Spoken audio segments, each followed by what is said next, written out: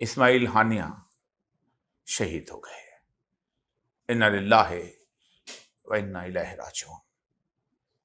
اقبال نے کہا تھا شہادت ہے مقصود مطلوب مومن، نہ مال غنیمت نہ کشور کشائی۔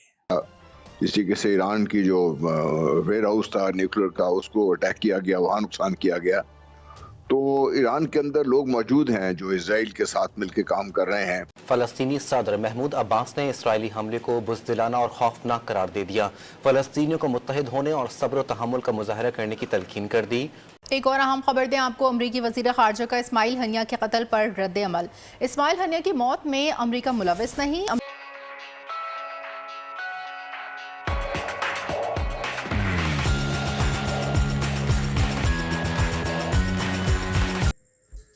کیا لوگ ہوتے ہیں کہ جو زندگی بھر صرف اور صرف اس جنگ کے اندر شریک ہوتے ہیں جس جنگ کے بارے میں سید الانبیاء صلی اللہ علیہ وسلم نے فخر کے ساتھ کہا تھا کہ میری امت میں ایک گروہ ایسا ہوگا جو قیامت تک جہاد کرتا رہے گا۔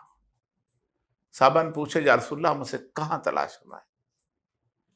فرمایا بیت المقدس کے ارد گرد۔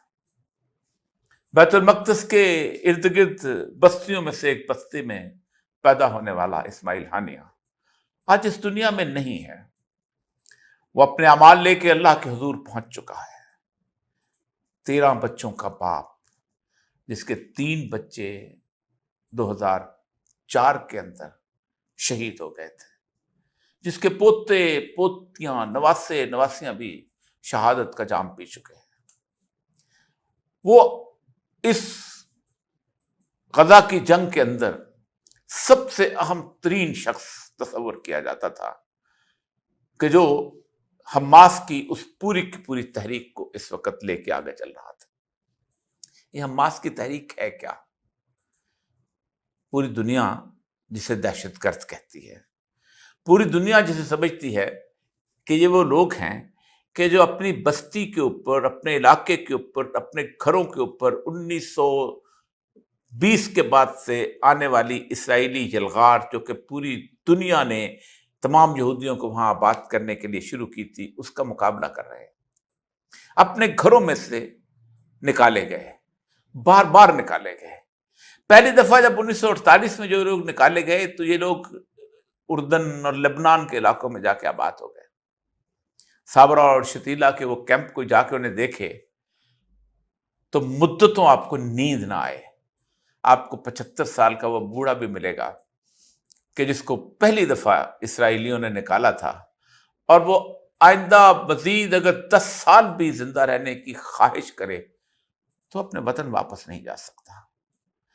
وہ بچے کہ جنہوں نے صرف یہ لفظ سنا ہے کہ ان کے باپ جو تھے وہ وہاں پیدا ہوئے تھے اور آج بھی خواہش رکھتے ہیں کہ ہم اپنے وطن واپس چلے جائیں گے۔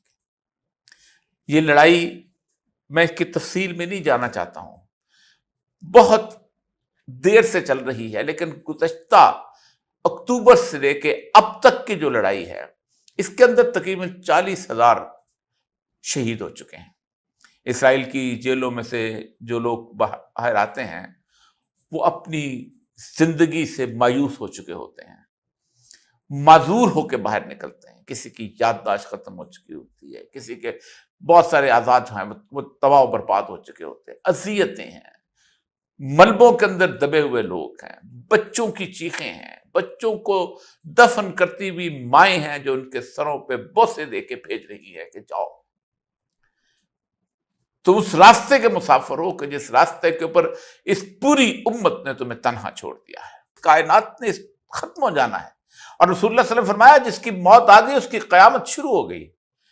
میں اور آپ سب لوگ اسی راستے کے مسافر ہیں جس راستے میں اسماعیل ہانیہ چلے گیا، لیکن اسماعیل ہانیہ عزت و توقیر کی موت پر آ، وہ شہادت کا جام لے کے چلا گیا۔ میں آپ لوگ شاید بستروں کے اوپر مر جائیں اور موت ہمیں بھی آ جائے، سسکتے تڑپتے ہوئے مر جائیں، پانی کی تلاش میں مر جائیں، دوا نہ ملنے پہ مر جائیں، کھانا نہ ملنے پہ مر جائیں، خوف سے مر جائیں۔ کیا کچھ نہیں ہے جو کہ اس وقت مسلم امہ جس کو نہیں دیکھ رہی، اس کے باوجود بھی کوئی نہیں نکلا۔ اسماعیل ہانیہ ایران میں مارا گیا۔ ایران کی चौथी या पांचवी शहादत है जो इस वक्त से अब तक हो रही है। कासिम सुलेमानी से लेके अब तक आप चलते आए तो ईरान के अंदर उनके अब न्यूक्लियर जो टेस्ट है, उनके साइंसदान थे उनको मारा गया, फिर उनके सदर जो उनको शहीद किया। जो कुछ भी कहा जाए, लेकिन इजराइल का इन्फ्लुएंस जो है ये इस हद तक पूरे खित्ते के अंदर बन चुका हुआ है। और इस खित्ते को, इजराइल के इन्फ्लुएंस को किसने आगे लाना दिया? ये वो लोग हैं कि जिन्होंने इजराइल के साथ अब्राहम अकॉर्ड किया, उसको अपनी जगह फराहम की, उसके माल को खरीदा, जिसमें से पाकिस्तान भी शामिल है, जिन्होंने फोन टेप करने के लिए और वीडियो और ऑडियो कैसेट निकालने के लिए पैगासस सिस्टम जो है वो उनका खरीदा। ज़्यादा मैं नहीं कह सकता, लेकिन ईरान में आप देखिए यहूदियों की एक तादाद भी वहाँ पे रहती है। हो सकता है कि उनमें से कोई हो, लेकिन ज़्यादा पॉसिबिलिटी ये है कि जो लोग वहाँ पर मौजूद हैं इराक और इसके, देखिए खुले बॉर्डर्स हैं, लोग आते जाते रहते हैं, तो वहाँ से कोई ऐसा बात हुई है। क्लेम शायद वो और कर लें, लेकिन ज़्यादातर जो अंदेशा वो यही है कि अंदर से ही हमला हुआ है। दूसरी बात, इसका फॉल आउट क्या होगा? जी जी, लेकिन नेतन्याहू अभी अमेरिका से वापस आया है और वहाँ पे उसको जो कांग्रेस में जब उसने खिताब किया, लिमिटेड लोग थे, लेकिन उसको स्टैंडिंग ओवेशन मिली। मेरा ख्याल है 11 दफ़ा या 12 दफ़ा स्टैंडिंग ओवेशन मिली है उसको उस खिताब के दौरान। तो उसको, अगर ये मैं कहूँ कि अमेरिका पूरी तरीके से इसकी पुष्पनाई कर रहा था, करता रहेगा, तो उसमें मेरा ख्याल है बेजार नहीं होगा। और ये उतनी जो शह है नेतन्याहू को मिली है, इजराइल को जो मिली है, और ख़ास तौर पे देखिए दुनिया ने पब्लिक लेवल पे, आम आवाम के लेवल पे, इंटरनेशनली तो लोगों ने इसको कंडेम किया है, एहतजाज भी हुए हैं, बातचीत भी हुई है, लेकिन गवर्नमेंट लेवल पर आप देखिए तो बहुत कम ऐसे ममालिक हैं जो बड़ा खुल के सामने आए हैं जिन्होंने इजराइल के ख़िलाफ़ ऐसा काम किया है। वो भी मगरबी दुनिया से आए हैं।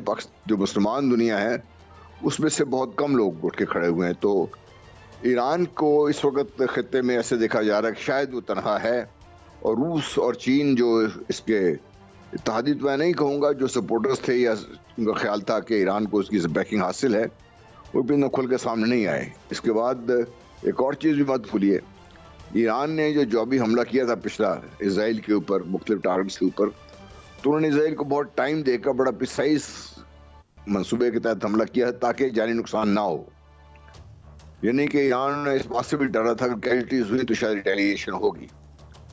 अब ईरान ने ऐलान तो किया है, इससे पहले भी ईरान का बहुत नुकसान हो चुका हुआ है, ऐलान वो कर चुके हैं। इसका नतीजा अगर देखने में आए तो वो बहुत ज़्यादा हौसला अफजा नहीं रहा ईरान की हद तक।